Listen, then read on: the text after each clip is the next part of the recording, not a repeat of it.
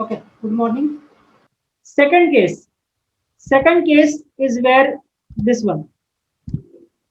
A shaft subjected to pure torsion. A shaft subjected to pure torsion. So in the figure alongside, you can see there is a shaft and it is subjected to only torsion. There is no load acting anywhere. The only load acting is torque or the torsion.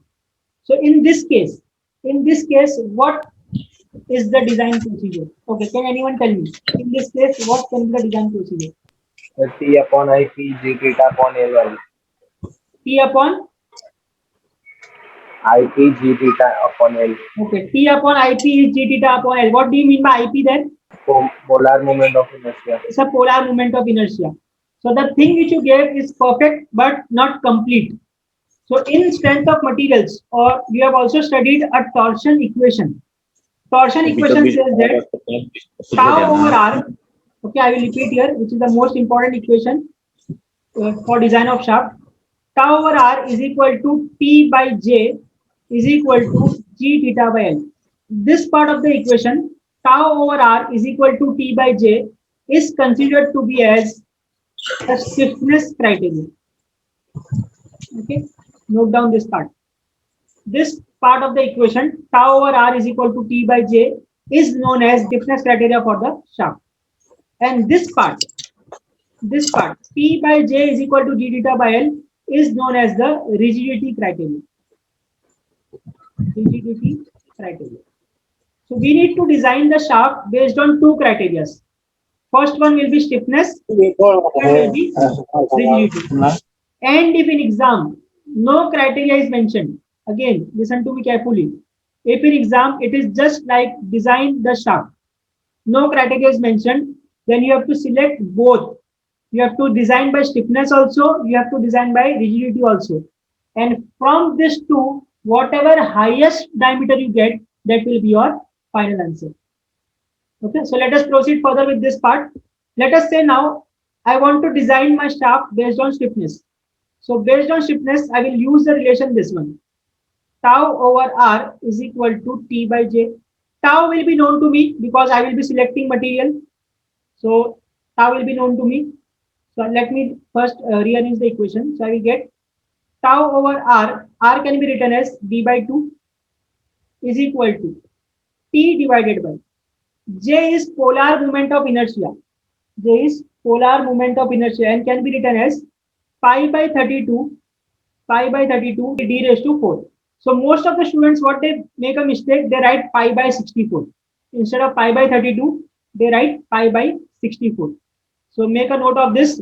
J is known as polar moment of inertia and it is given by pi by 32 d raised to 4.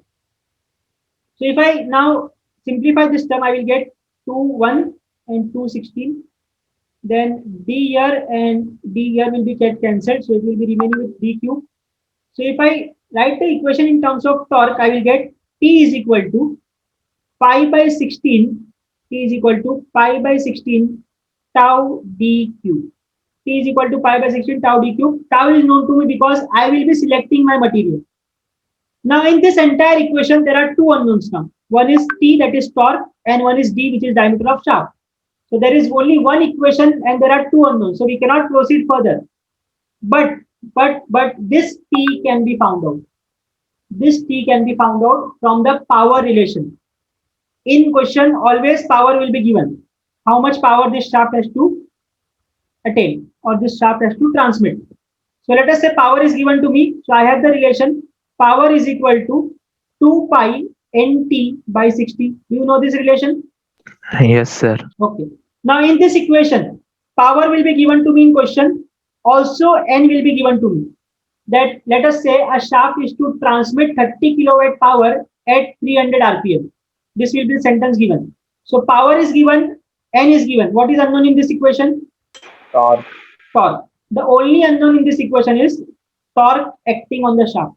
So from here I will get the value of torque. Once I get value of torque, I will substitute this here, and now the remaining answer or the unknown in this equation will be what? Diameter of Diameter shaft. of Diameter of shaft. And with this, we have completed design procedure for pure torsion subjected to the stiffness criteria. Now let us go for this part. If I want to design under the rigidity criteria, so I will write T by J is equal to G theta by L. Now again same T by J, I will write pi by 32 D cube, D raised to 4 is equal to G theta by L. Now in the question, you will be given G, or you will assume G based on the material you choose. Length will be given in the question. Theta will be given in the question. T. T we have just now found out. The torque will not change. Torque will be same.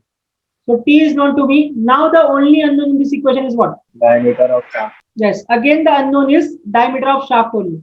So from here again I will get one diameter of shaft. Okay. So again I repeat.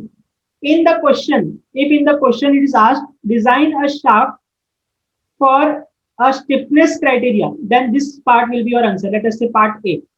Then this should be your design procedure using tau over r is equal to T by J, and you will get answer from there as D, and this is the final answer. That based on the stiffness criteria, this is the diameter of shaft.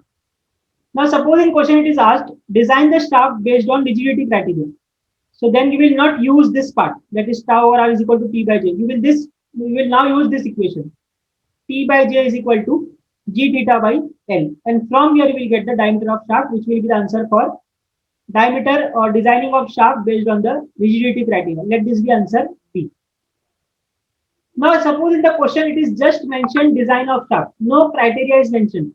Then what you need to do? You need to find out the diameter of shaft based on both criteria. See, this is the mistake which students make in the exam. They find only answer by any one of the criteria and write down the final answer. That is not the case. You need to design from both the criteria, and whichever is greater from A and B, which is greater from A and B will be your final answer. That is D is equal to this much. The third case is this one. So can you tell me what can be this case? Bending. Bending. Perfect answer. So this is the case where the shaft is subjected to pure bending. And now some point before only we have discussed this thing.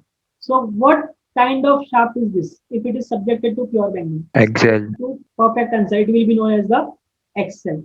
So if a shaft is subjected to pure bending only, it will be termed as a axle. So for bending, again regular relation I will use sigma B because it is bending stress. Sigma B is what? M by Z, that is moment upon section modulus. Moment will be, let us say M only, moment sigma B, and Z is nothing but section modulus, which is given by which relation? It is pi by 32 D cube. Okay, section modulus is pi by 32 D cube. Now in this equation, sigma B will be known to me because I will be selecting material. So sigma B is known. What about M? How will you find M? Yes, how will you find M? That is moment. Force into perpendicular distance. Perfect answer. Moment is force multiplied by perpendicular distance.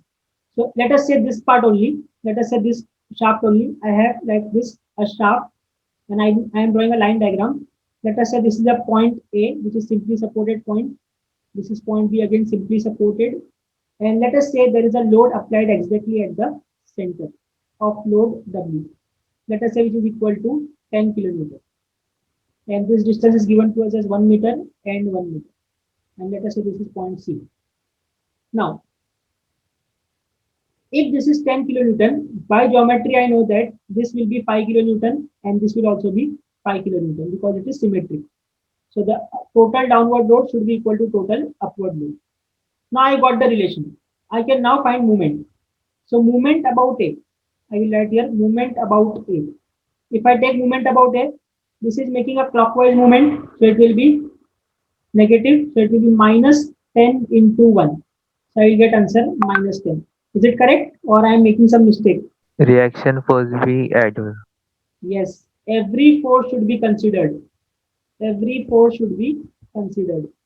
So I will write here minus 10 into 1, and this force is making the anti-clockwise movement. So it will be plus 5 multiplied by distance from point A is 2. So minus 10 plus 10, answer comes out to be 0. Okay, then I will find out movement at point C. So I will write here movement at C. Movement at C is equal to, I am taking movement about this side from this point. So it will be again anti-clockwise movement. So it will be 5 into 1, which is equal to 5. And if I take movement about B, answer will again come to be 0. Now, movement at A is 0, movement at C is 5, movement at B is 0. So what is the maximum movement in this? Movement at C. Movement at C, which is equal to 5. So what you need to do, from this diagram, from the diagram of that shaft, depending on the loading conditions, you need to find out what is the maximum movement. What is the maximum movement acting on this shaft? And this maximum movement will be used here. So the movement here used to be, will be the maximum movement acting on the particular shaft. So now M is also known to me. Sigma B is also known to me because I have used the material. Now what is unknown? Diameter of shaft. Yes, again the unknown is diameter of shaft. So from here I will get the diameter of shaft, and this completes the design procedure for a shaft subjected to pure bending. The only thing difficult in this particular case is finding out this part, that is movement. If you found out movement wrong, then entire answer will then come wrong.